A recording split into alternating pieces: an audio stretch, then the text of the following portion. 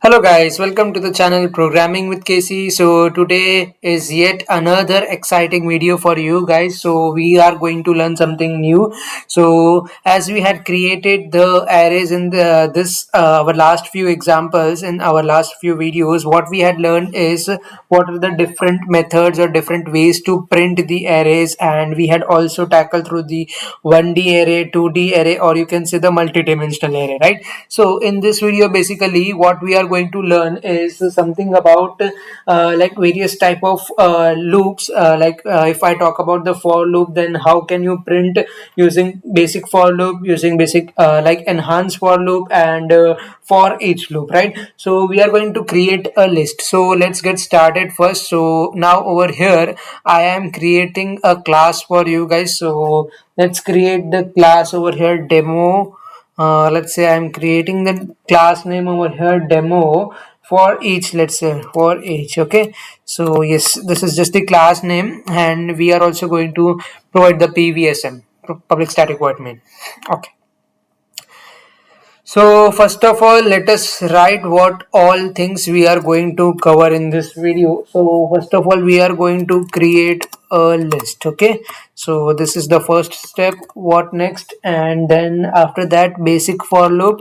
Okay, basic for loop. And what we are going to do next? Basic for loop, enhance for loop.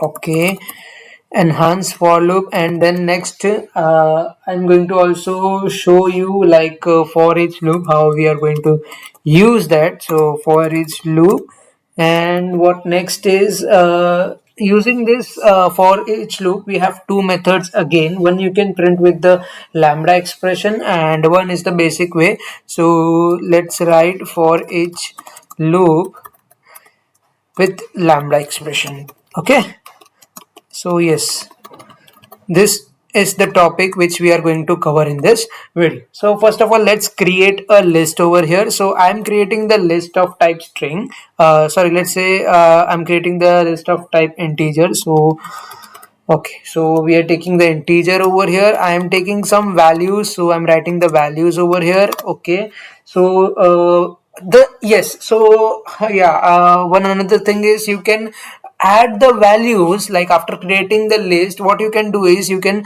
values dot add and pass some values inside that. You can do like this also after creating the list. And another way is to directly store the values. So today we will try this. Okay, so today we will try something new. So I'm saying that arrays dot as list. Yes, so yes guys, this is the way where you can directly pass the value, right? So first of all, let us import over here. So list has not yet imported. So okay, change type of list object. So no, that is not required.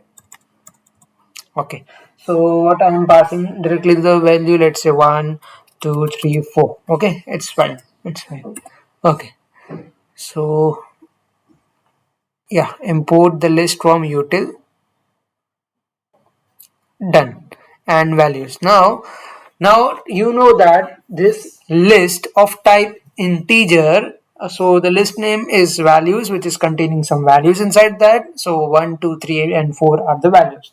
Okay, so now what I am going to do is I am going to use the for loop, basic for loop, to get the value. So first of all, write this basic for loop. So what I'm going to do is I'm saying for C. Now I'm initializing some variable over here. Let's say I want to start that from 0. Okay, because the index position is 0, I know that, so I want to start that from, so I'm initializing over here. And the condition is like I am saying that I want to print up to the length provided by these values, right? So I am saying I should be less than, okay, so let's say values, I should be less than values dot size. Okay, so whatever will be the size, so this will work over here. And then I'm saying that I want to increment the values. I mean, I want to increment the number and continue till the size of the value, till the size of the list over here. Okay, so okay, so this is the proper syntax to write over here. Now I want to print. So how will I print? I will print system.out.println to get the values. So I will say values dot get what?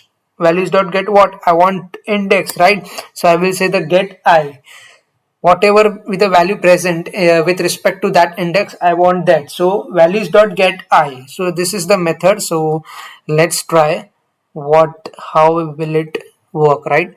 So let's check this first. Okay.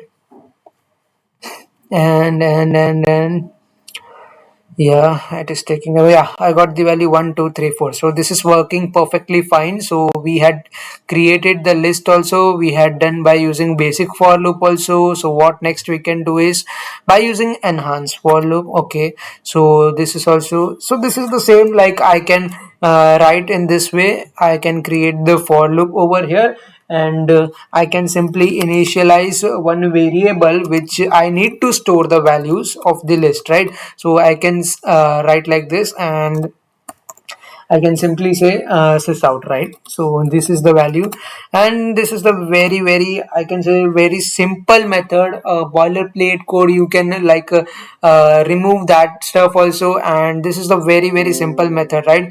So yes, guys. So for int I, it means I'm initializing. I'm saying that store all the values, all the list values inside this I, and I'm simply saying that print this I. Okay.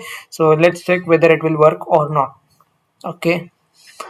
Yeah, save this first, and yeah, again I got the value.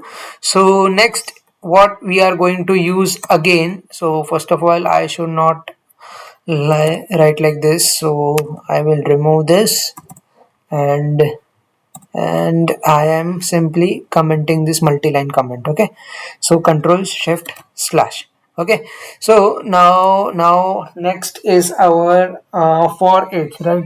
So how will you use for each loop? So first of all we are going to use for each loop without lambda expression. Okay, so first write over here without lambda expression. Okay, yeah, so this is the way I can start now to write that. So yeah, values, I know that I had created this list of values over here. So values, I will say dot for each, and I will simply print, I will do sys out over here. Okay, so it will not work over here. System dot out double colon print l, right? So this will work perfectly fine over here. Now let's check whether it will work or not, whether you will get the values or not. So yeah, you got the value, right? So why I had written in this form double colon println, because I want the values to get printed. I'm not saying that I want a specific index value, or I'm not storing that inside any variable. I'm simply saying using this for each loop which is performing iteration inside this values and directly printing the values. Now let's say you want to initialize some variable, so and you want to use the lambda expression in that. So how will you use for that? So I can write like this, values dot for each again. So yes, we are going to use the consumer interface basically. So yeah, this is I, we are going to store in this, and I am saying that system, I'm saying that system dot out dot println, right? So println. So using this, now passing the index position, passing the index position for, because we want every values, right? If you write just this system.out.println, but what you want to print, if you don't write I over here, then it won't get printed anything, right? So this is the format. So let's comment and check whether it will work or not. Okay, so yeah, just wait for a while and we will be seeing the output. Yeah, so we got the 1 2 3 4 as the values.